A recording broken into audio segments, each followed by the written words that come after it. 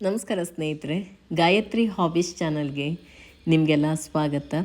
ಇವಾಗ ನಾವು ಎಲ್ಲಿ ಹೋಗ್ತಾ ಇದ್ದೀವಿ ಅನ್ನೋದನ್ನು ಇವತ್ತಿನ ಬ್ಲಾಗಲ್ಲಿ ನಿಮ್ಮ ಜೊತೆಗೆ ಶೇರ್ ಮಾಡೋದಕ್ಕಿಂತ ಮುಂಚೆ ಯಾರು ಈ ಚಾನಲನ್ನು ಹೊಸದಾಗಿ ನೋಡ್ತಾ ಇದ್ದೀರೋರು ಸಬ್ಸ್ಕ್ರೈಬ್ ಮಾಡಿ, ಪಕ್ಕದಲ್ಲಿರುವಂಥ ಬೆಲ್ಲೈಕಾನನ್ನು ಪ್ರೆಸ್ ಮಾಡಿ. ನಾನು ಮುಂದೆ ಹಾಕುವಂಥ ಎಲ್ಲ ವಿಡಿಯೋ ನೋಟಿಫಿಕೇಷನ್ ನಿಮಗೆ ಸಿಗುತ್ತೆ. ಇವಾಗ ಬೆಳಿಗ್ಗೆ ಸ್ನಾನ ಎಲ್ಲ ಮಾಡಿ ರೆಡಿಯಾಗಿದ್ದಾಯಿತು. ಇವಾಗ ದೇವಸ್ಥಾನದ ಕಡೆಗೆ ಹೊರಡಬೇಕು. ಗಿರಿ ಪ್ರದಕ್ಷಿಣೆ ಮಾಡೋದಕ್ಕೆ ನಾವೀಗ ಕಾರಲ್ಲೇ ಹೋಗ್ತಾ ಇದ್ದೀವಿ. ಯಾಕೆಂದರೆ ಅಪ್ಪ ಅಮ್ಮನಿಗೆ ನಡ್ಕೊಂಡು ಹೋಗೋಕ್ಕಾಗಲ್ಲ, 14 ಕಿಲೋಮೀಟ್ರ್ ಅಷ್ಟು ನಡಿಬೇಕಂತೆ. ಅಷ್ಟೆಲ್ಲ ನಡೆಯೋದು ತುಂಬ ಕಷ್ಟ ಆಗುತ್ತೆ ಏಜ್ ಆದಮೇಲೆಲ್ಲ. ಅದಕ್ಕೆ ಈಗ ನಾವು ಕಾರಲ್ಲೇ ಗಿರಿ ಪ್ರದಕ್ಷಿಣೆಯನ್ನು ಮಾಡಬೇಕು ಅಂತ ಅಂದ್ಕೊಂಡಿದ್ದೀವಿ. ಸಣ್ಣ ಮಳೆ ಮತ್ತು ಬೆಟ್ಟಕ್ಕೆ ಹೋಗಿ ಮಳೆ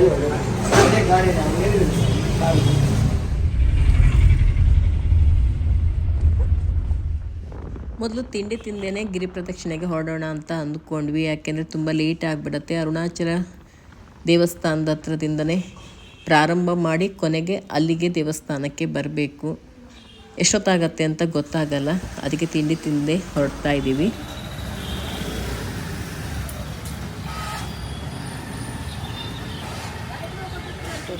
ತಿಂಡಿಗೆ ಚಲೋ ಇತ್ತು.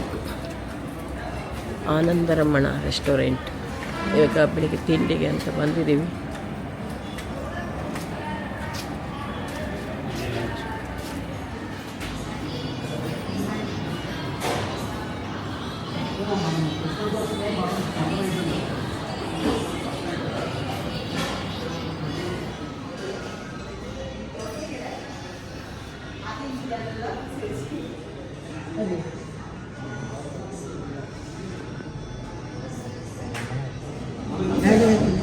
ವಡ,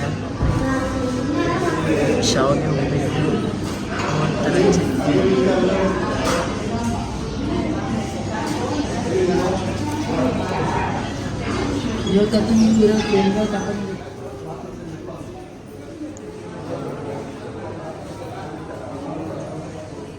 ಇಲ್ಲಿ ರಮಣ ಮಹರ್ಷಿ ರೆಸ್ಟೋರೆಂಟ್ ತುಂಬಾ ಚೆನ್ನಾಗಿದೆ. ನಾವಿಲ್ಲಿ ಕಾಂಬೋ ತಗೊಂಡ್ವಿ.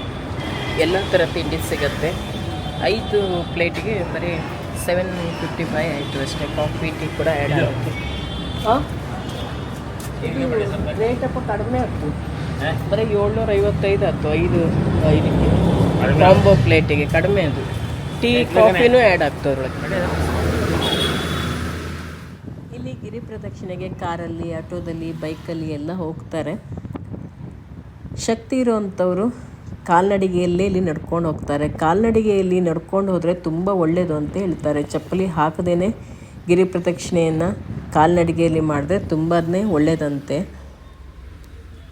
ಅಪ್ಪ ಅಮ್ಮನಿಗೆಲ್ಲ ನಡ್ಕೊಂಡು ಹೋಗೋಕ್ಕಾಗಲ್ಲ, ತುಂಬ 14 ಕಿಲೋಮೀಟ್ರ್ ನಡಿಬೇಕಲ್ಲ. ಏಜ್ ಆದವರು ಮತ್ತು ಚಿಕ್ಕ ಮಕ್ಕಳೆಲ್ಲ ಹೆಚ್ಚಾಗಿ ಗಾಡಿಯಲ್ಲೇ ಪ್ರದಕ್ಷಿಣೆ ಮಾಡ್ಕೊಂಡು ಬರ್ತಾರೆ. ತಿಂತನ್ನ ಅಲ್ಲ, ತಿಂಬಾಳೆ ಹಣ್ಣದು ನಸಿ ಚಲೋದಡ ಸಣ್ಣ ಮಕ್ಕಳ.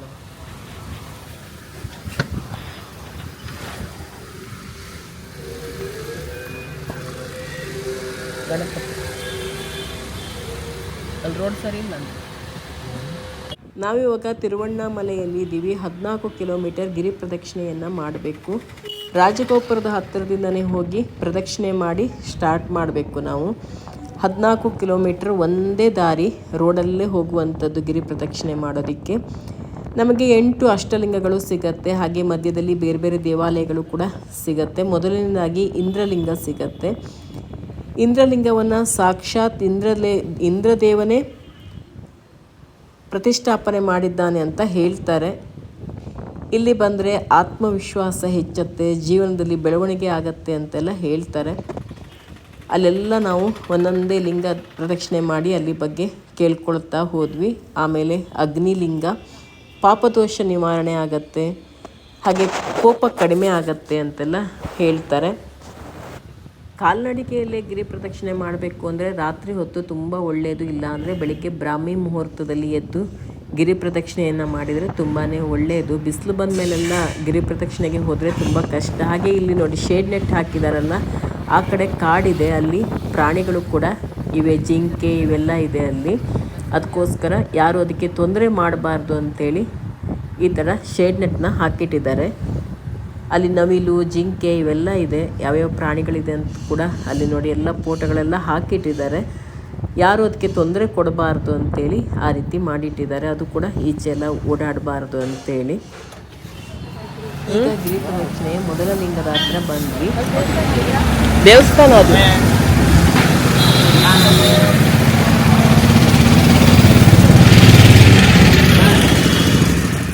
ಇಲ್ಲಿ ದೇವಸ್ಥಾನದ ಒಳಗಡೆ ಎಲ್ಲ ವಿಡಿಯೋ ಮಾಡೋ ಹಾಗಿಲ್ಲ, ಹೊರಗಡೆ ಅಷ್ಟೇ ವಿಡಿಯೋ ಮಾಡಿ ತೋರಿಸ್ಬೋದು.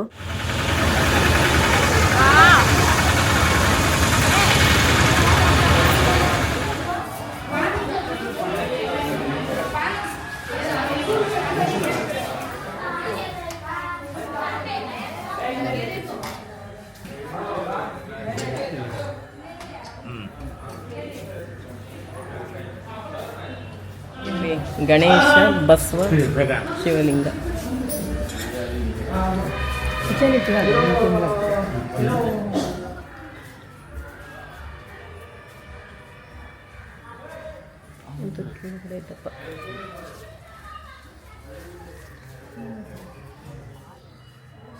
ಇವಾಗ ಇಲ್ಲೊಂದು ಪ್ರದಕ್ಷಿಣೆ ಹಾಕೋಗೋಣ ಅಂತೆಲ್ಲ ಬಂದ್ವಿ. ಎಲ್ಲ ಲಿಂಗದ ಹತ್ರ ಒಂದೊಂದು ಪ್ರದಕ್ಷಿಣೆ ಮಾಡ್ಕೊಂಡು ಹೋಗೋದು.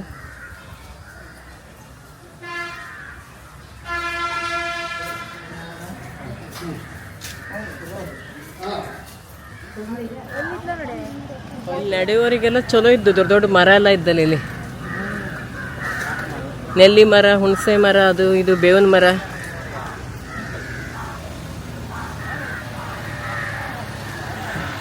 ದೇವಸ್ಥಾನದ ಒಳಗಡೆ ಎಲ್ಲೂ ವಿಡಿಯೋ ಮಾಡೋ ಹಾಗಿಲ್ಲ, ಹೊರಗಡೆಯಿಂದ ಮಾತ್ರ ತೋರಿಸ್ತೀನಿ ನಿಮಗೆ. ನಡೆಯುವವರೆಲ್ಲ ಹಿಂಗೆ ನಡೆಯುತ್ತೆ.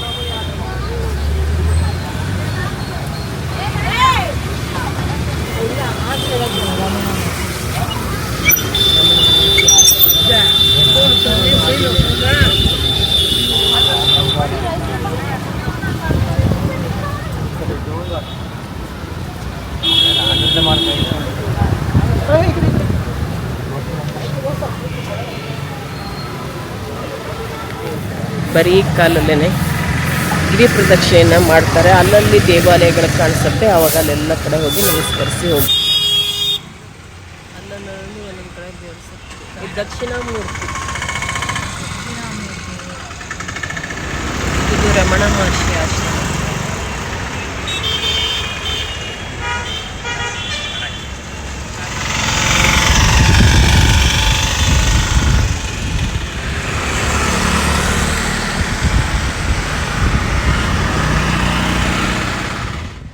ಯಮಲಿಂಗಂ ದರ್ಶನ ಮಾಡಿದರೆ ಜೀವನದಲ್ಲಿ ಕಷ್ಟ ಕಾಲದಲ್ಲಿ ಧೈರ್ಯ ಸಿಗತ್ತಂತೆ, ಹಾಗೆಯೇ ಆಯಸ್ಸು ವೃದ್ಧಿ ಆಗತ್ತೆ ಅಂತ ಹೇಳ್ತಾರೆ. ಹಾಗೆ ನೈಋತ್ಯ ಲಿಂಗಂ,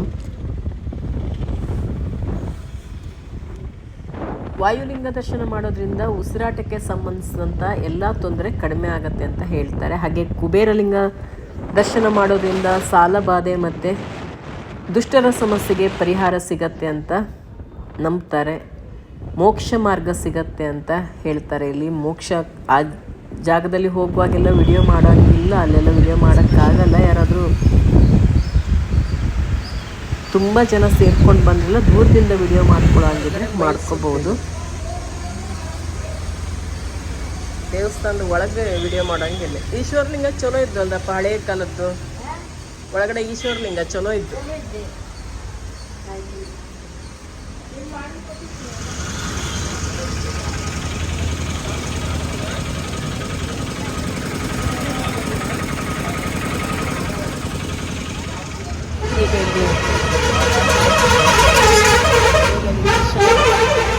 ಮುಂದಿನ ಪ್ರಯಾಣ ಹೊರಟಿದ್ದೀವಿ. ತುಂಬ ಚೆನ್ನಾಗಿದೆ. ಒಳಗಡೆ ಶಿವಲಿಂಗ, ಎದುರುಗಡೆ ಬಸವ, ತುಂಬಾ ಚೆನ್ನಾಗಿದೆ. ಹಳೆಯ ದೇವಾಲಯ, ತುಂಬ ಪ್ರಸಿದ್ಧಿ ಕ್ಷೇತ್ರವಂತೆ ಇದು. ಅಲ್ಲಿ ಅಪ್ಪ ಅಮ್ಮ ಹೋಗಿ ನಿಂತಿದ್ದಾರೆ. ಇನ್ನು ಮುಂದಿನ ಪ್ರಯಾಣ ನಮ್ಮದು. ಮೊಬೈಲ್ ನೋಡ್ತೇ ಬಿದ್ದುಬಿಟ್ಟ. ಯಾರು ಮೆಟ್ಲ ಹತ್ರಕ್ಕೆ ಯಾರು ಗುರ್ತಿದ್ದ ಮೊಬೈಲ್ ನೋಡ್ತಿದ್ನ ಹಿಂದ್ಗಡೆ ಇದ್ದವನಿ.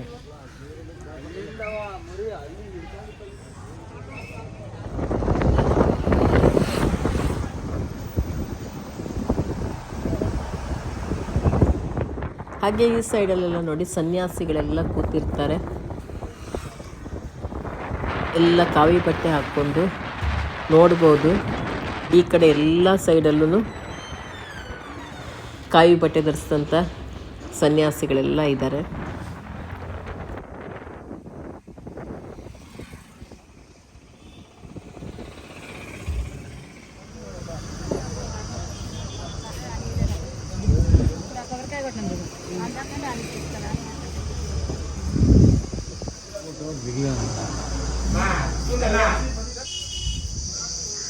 ಇಲ್ಲಿ ಪ್ರದಕ್ಷಿಣೆ ಹಾಕುವಾಗ ಅಲ್ಲಲ್ಲಿ ಕೂತಿರ್ತಾರೆ ಈ ಥರ ಕಾವಿ ಬಟ್ಟೆ ಹಾಕ್ತಾರೆ. ಈಗ ನಾವು 4 ಕಡೆ ಲಿಂಗ ದರ್ಶನ ಮಾಡ್ಕೊಂಡು ಬಂದಿದ್ದಾಯಿತು. ಮತ್ತೆ ಮುಂದೆ ಹೊರಡೋಣ. ಈಗ ವಾಯುಲಿಂಗ ದರ್ಶನಕ್ಕೆ ಹೊರಟಿದ್ದೀವಿ.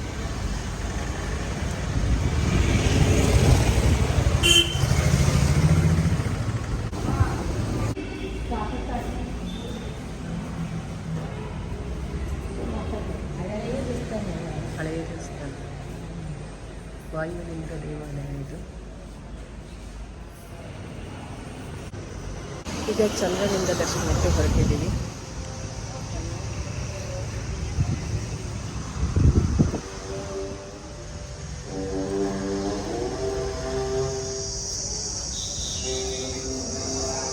ಈಗ ನಾವು ಚಂದ್ರಲಿಂಗ ದೇವಸ್ಥಾನದಿಂದ ಬಂದು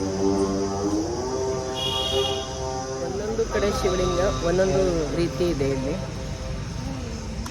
ಒಂದೊಂದು ಲಿಂಗಕ್ಕೂ ಒಂದೊಂದು ರೀತಿಯ ವಿಶೇಷತೆ ಇದೆ ಅಂತೆ. ಉದರ ನಿಮಿತ್ತ ಬಹುಕೃತ ವೇಷಂ ಅಂತೇಳಿ ಇಲ್ಲಿ ಬೇರೆ ಬೇರೆ ವೇಷಧಾರಿಗಳಾಗಿ ಕೂತ್ಕೊಂಡಿದ್ದಾರೆ ಭಿಕ್ಷೆ ಬೇಡೋದಕ್ಕೆ.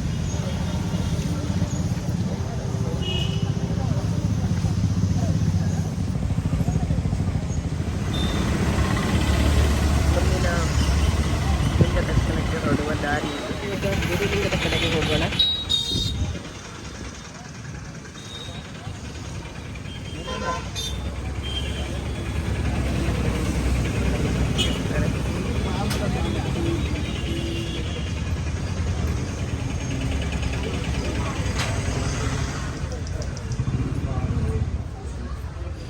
ಇವಾಗ ಲಿಂಗ ದರ್ಶನ ಮಾಡ್ಕೊಂಡ್ಬಿಟ್ಟು ಪ್ರದಕ್ಷಿಣೆ ಹಾಕಿ ಬಂದ್ವಿ. ಎಲ್ಲ ಲಿಂಗಗಳು ಡಿಫ್ರೆಂಟ್ ಆಗಿದೆ, ಒಂದೊಂದು ಕಡೆ ಒಂದೊಂದು ರೀತಿ ಇದೆ.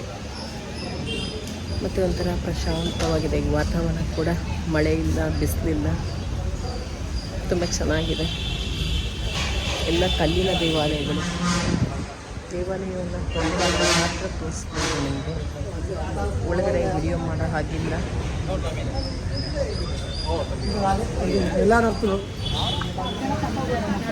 ಬಿಸಿಲೆಲ್ಲ ಹೋಗುವವರಿಗೆ ನೋಡಿ ನೆರಳಿಗೆ ಅಂತ ಈ ರೀತಿ ಇಟ್ಟಿದ್ದಾರೆ, ಕ್ಯೂದರೆಲ್ಲ ಹೋಗೋದಕ್ಕೆ. ಜ್ವರ ಬೆಳಗ್ಗೆನೇ ಬೇಗ ಬಂದೋಗಿದೆ.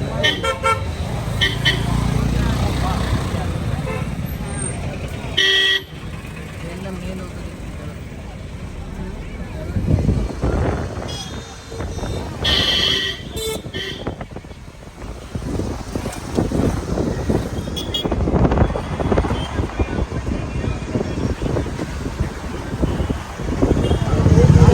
ಈಶಾನ್ಯ ಲಿಂಗದ ಹತ್ರ ಬಂದ್ವಿ. ದೃಷ್ಟಿಲಿಂಗವಂತೆ.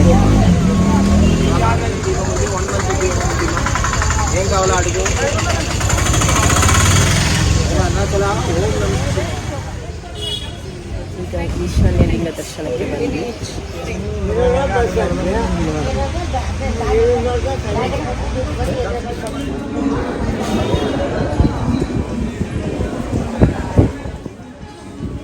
ಇವಾಗ ಲಾಸ್ಟ್ ಲಿಂಗದ ಹತ್ರ ಬಂದ್ವಿ. ಇದು ತುಂಬ ರಶ್ ಇದೆ ಇವಾಗ, ತುಂಬಾ ರಶ್ ಇದೆ ಮಾತ್ರ. ದೊಡ್ಡ ಕ್ಯೂ ಇದೆ. ಇಷ್ಟೊತ್ತು ಇರಲಿಲ್ಲ ನಮಗೆ. ಲಾಸ್ಟ್ ಲಿಂಗದಲ್ಲಿ ತುಂಬ ಜನ ಇದ್ದಾರೆ. ಅಷ್ಟಲಿಂಗಗಳಲ್ಲಿ ಕೊನೆಯ ಲಿಂಗ ದರ್ಶನ ಆಯಿತು, ಈಶಾನ್ಯ ಲಿಂಗ. ಇದರ ದರ್ಶನ ಮಾಡೋದ್ರಿಂದ ನಮಗೆ ಜ್ಞಾನ ಸಿಗತ್ತೆ, ಮನಸ್ಸಿಗೆ ನೆಮ್ಮದಿ ಸಿಗತ್ತೆ ಅಂತ ಹೇಳ್ತಾರೆ. ಅಷ್ಟಲಿಂಗ ದರ್ಶನ ಆಯಿತು. ಇವಾಗ ಅರುಣಾಚಲೇಶ್ವರನ ದರ್ಶನ ಮಾಡೋದಕ್ಕೆ ಹೋಗಬೇಕು. ಈಗ ರಮಣ ಮಹರ್ಷಿ ಆಶ್ರಮದ ಕಡೆಗೆ ಬಂದ್ವಿ. ಟಾಪಲ್ಲಿರುವಂಥ ದೇವಾಲಯಕ್ಕೆ ಹೋಗೋದು ತುಂಬ ಕಷ್ಟ ಅಂತ ಹೇಳಿ ಅಲ್ಲಿ ನಡ್ಕೊಂಡು ಹೋಗಬೇಕು. ವೆಹಿಕಲಲ್ಲಿ ಆಗಲ್ಲ ಅಂದರು. ಅಪ್ಪನ ಹತ್ರ ಅಷ್ಟೊಂದು ನಡೆಯೋಕ್ಕಾಗಲ್ಲ ಅಂತ ಬಿಟ್ಟು ವಾಪಸ್ ಬಂದು ಅಪ್ಪ ಅಮ್ಮ ಕಷ್ಟ ಆಗುತ್ತೆ ಅಂತ ಹೇಳಿ ರಮಣ ಮಹರ್ಷಿ ಆಶ್ರಮಕ್ಕೆ ಹೋಗಿ ಬಂದ್ವಿ. ತುಂಬ ಚೆನ್ನಾಗಿದೆ. ಅಲ್ಲೂ ಕೂಡ ವಿಡಿಯೋ ಮಾಡೋಂಗಿಲ್ಲ, ಫೋನ್ ತೊಗೊಂಡು ಹೋಗೋಕ್ಕೆ ಬಿಡಲ್ಲ. ಒಳಗಡೆ ಹೋದ್ರೂ ಕೂಡ ಮ್ಯೂಟ್ ಮಾಡ್ಕೊಂಡು ದೊಡ್ಡ ದೇವಸ್ಥಾನಕ್ಕೆ ಹೋಗ್ತಾ ಇದ್ದೀವಿ. ಬೆಳಿಗ್ಗೆ ಫಸ್ಟ್ ಬಂದಾಗಲೇ ನೋಡಿದ್ವಿ, ಎಲ್ಲ ಕಡೆ ತಿರುಗಿಕೊಂಡು ಬರೋಣ ಅಂತ ಬಂದ್ವಿ. ಎಲ್ಲಿ ಕಾಣಿಸ್ತಾ ಇದ್ದಿಲ್ಲ. ಅದೇ ಎಲ್ಲ ಕಡೆ ರೋಡೆಲ್ಲ ಹಾಳಾಗಿರೋದ್ರಿಂದ ವೆಹಿಕಲ್ ಕೂಡ ಬರೋಂಗಿಲ್ಲ, ನಡ್ಕೊಂಡೇ ಓಡಾಡಬೇಕು.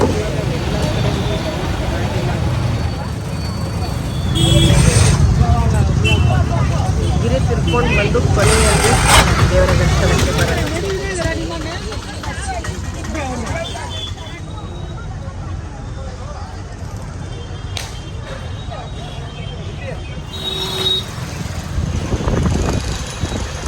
ಇವಾಗ 12 ಗಂಟೆಗೆ ದೇವಸ್ಥಾನ ಕ್ಲೋಸ್ ಆಗುತ್ತಂತೆ. 11:15 ಆಯಿತು. ಬೇಗ ಬೇಗ ಹೋಗ್ತಾ ಇದ್ದೀವಿ. ಎಲ್ಲ ಕಡೆ ದರ್ಶನ ಮಾಡ್ಕೊಂಡು ಬರೋ ಅಷ್ಟೊತ್ತಿಗೆ ಇಷ್ಟೊತ್ತಾಯಿತು.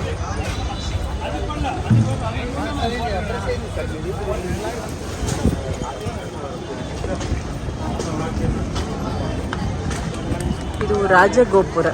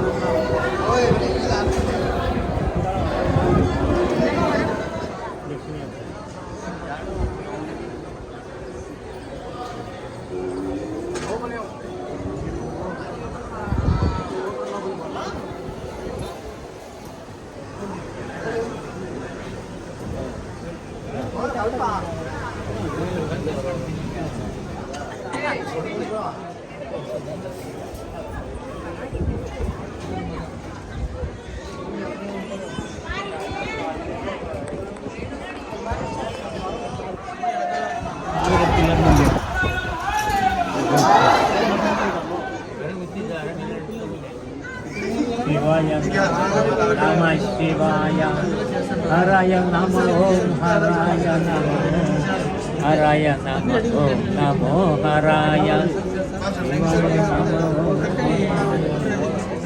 12 ಗಂಟೆ ಅಷ್ಟೊತ್ತಿಗೆ ನಾವು ಇಲ್ಲಿ ಅರುಣಾಚಲೇಶ್ವರ ದೇವಸ್ಥಾನಕ್ಕೆ ಬಂದುಬಿಟ್ರೆ 12:30 ನಾವು ಇಲ್ಲೇ ನಿಂತಿರಬೇಕಾಗತ್ತೆ. ಯಾರನ್ನೂ ಒಳಗಡೆ ಬಿಡಲ್ಲ, ಕ್ಯೂ ಹಾಗೇ ನಿಂತಿರಬೇಕಾಗತ್ತೆ. ಅದಕ್ಕೆ ಯಾರೇ ಬರೋದಿದ್ರೂ ಕೂಡ 12 ಗಂಟೆ ಒಳಗಡೆ ಪಾಸಾಗಿ ಹೋಗ್ಬಿಟ್ರೆ ಕ್ಯೂ ನಿಲ್ಲಕ್ದಿರಲ್ಲ. ಇಲ್ಲ ಅಂದರೆ ಯಾರನ್ನೂ ಬಿಡಲ್ಲ. 1/2 ಗಂಟೆ ನಾವು ಆಚೆನೇ ನಿಲ್ಲಬೇಕಾಗತ್ತೆ. ಏಜಾದವರೆಲ್ಲ ಬಂದರೆ ಕಷ್ಟ ಆಗಿಬಿಡುತ್ತೆ. ಆಗಲೇ ರೂಮಿಂದ ಕೂಡ ನಾವು 12 ಗಂಟೆಗೆ ಹೋಗಬೇಕಿತ್ತು. 12:30 ಟೈಮ್ ಕೊಟ್ಟಿದ್ರು ಅವರು. ಈಗ ಏನು ಮಾಡಬೇಕು ನೋಡಬೇಕು, ವಾಪಸ್ ಹೋಗೋದ ಅಥವಾ ಇರೋದಾ ಅಂತ ಗೊತ್ತಾಗ್ತಾ ಇಲ್ಲ. ಎಲ್ಲ ಕ್ಯೂ ಎಲ್ಲೆಲ್ಲೇ ನಿಂತು ಬಿಟ್ಟಿದೆ. ತುಂಬ ದೊಡ್ಡ ಲೈನ್ ಇರೋದ್ರಿಂದ ನಾವಿಲ್ಲಿ ಗೇಟಿಂದ ಒಳಗಡೆ ಬಂದು ಕ್ಯೂದಲ್ಲಿ ನಿಂತಿದ್ದೀವಿ. ಆದರೆ ಇಲ್ಲಿ ನೀರಿನ ವ್ಯವಸ್ಥೆ ಎಲ್ಲ ಇದೆ, ಕುಡಿಯೋದಕ್ಕೆ ನೀರಿದೆ. ಹಾಗೆ ಸುಸ್ತಾಗಿದೆ ಅಂದರೆ ಕೂತ್ಕೊಳ್ಳೋದಕ್ಕೂ ಕೂಡ ಅಲ್ಲಲ್ಲಿ ಬೆಂಚನ್ನು ಹಾಕಿಟ್ಟಿದ್ದಾರೆ, ಕೂತ್ಕೋಬೋದು. ಏಜ್ ಆದವರು ಮಕ್ಕಳೆಲ್ಲ ಇದ್ದರೆ ನೋಡಿ, ಇಲ್ಲಿ ಬಸವಣ್ಣ ಎಷ್ಟು ದೊಡ್ಡದಾಗಿದೆ. ಇವಾಗ ನಾವು 1/2 ಗಂಟೆಯಿಂದ ನಿಂತು ಸುಸ್ತಾಯ್ತಂತೇಳಿ ಇಲ್ಲೇ ಕೂತ್ಕೊಂಡಿದ್ದೀವಿ. ಅಪ್ಪ ಅಮ್ಮ ಅಲ್ಲಲ್ಲಿ ಕೂತ್ಕೊಳ್ತಾ ಬಂದರು. ನಾನಿವಾಗ ಲಾಸ್ಟಲ್ಲಿ ನಾನು ಕೂಡ ಕೂತ್ಕೊಂಡಿದ್ದೀನಿ. ಇಲ್ಲಿ ತುಂಬ ಕಡೆ ಓಡಾಡ್ಕೊಂಡು ಬಂದ್ವಲ್ಲ.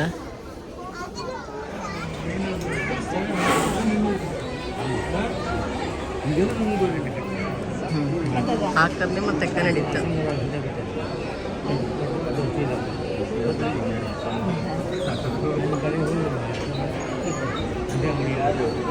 ಹೌದು, ಬಸವ ರಾಶಿ ಮಜಾ ಇದೆ. ಯಾವ ಬದಿ ನಿಂತ್ಕತ್ತೋ ಕಳ್ಳೆ ನೋಡು ಹಂಗೆ ಕಾಣ್ತದೆ.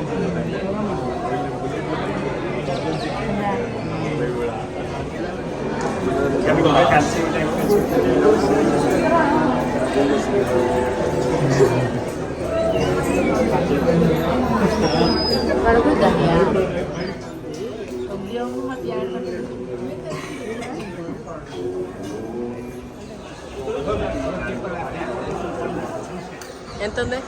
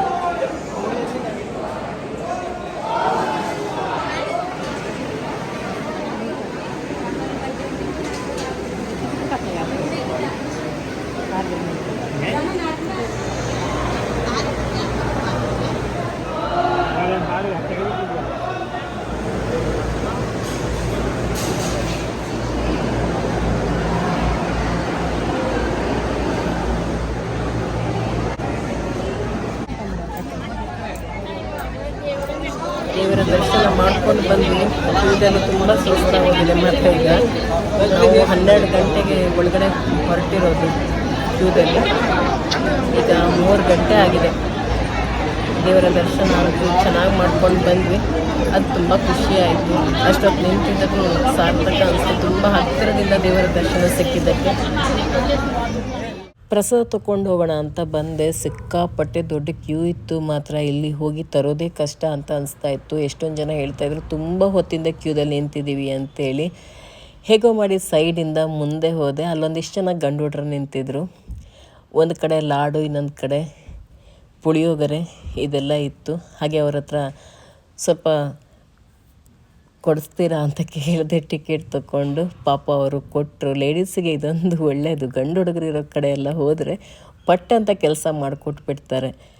ಇಲ್ಲ ಅಂದರೆ ಆ ಕ್ಯೂದಲ್ಲಿ ನಿಂತು ತರೋದಕ್ಕಂತೂ ಸಾಧ್ಯನೇ ಇರಲಿಲ್ಲ. 1 ಗಂಟೆ 2 ಗಂಟೆ ನಿಲ್ಲಬೇಕಿತ್ತು ಆ ಕ್ಯೂದಲ್ಲಿ. ಪ್ರಸಾದ ತಿಂಬಲೆಷ್ಟು ದೊಡ್ಡ ಕ್ಯೂ ಅಲ್ಲಿ. ಪ್ರಸಾದ ತಿಂಬಲೆಷ್ಟು ದೊಡ್ಡ ಕ್ಯೂ ಅಲ್ಲಿ. ನಾವು ಮಾತ್ರ 2 ಸಲನೂ ಕ್ಯೂದಲ್ಲಿ ಇಟ್ಟಿದ್ದೀವಿ. ಇಲ್ಲೇ 2 ಸಲ ಹೆಂಗಸರ ಹತ್ರ ಒಂಚೂರು ಕೊಡಿ ಅಂದೆ. ಮಾಡಿದ್ದಿಲ್ಲ. 2 ಜನ ಗಂಡಸರ ಹತ್ರ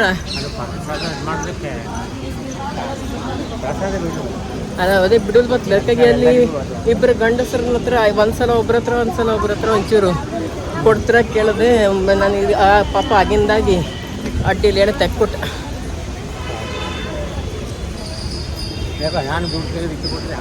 ಕೊಡ್ತೀನಿ. ಅದೇ ಹೆಂಗಸರಿಗೆ ಅದೇ ಅದು ಕ್ಯೂದಲ್ಲಿ ನಿಂತ್ಕೊಂಡಿದ್ದವ್ರು ಕೊಟ್ಟದ್ದು. ಅಲ್ಲಿ ಇಪ್ಪರಲ್ಲ ಕ್ಯೂದ. ನಾನು ಇಷ್ಟು ಜನ ಗಂಡು ಮಕ್ಕಳು ನಿಂತ್ಕ.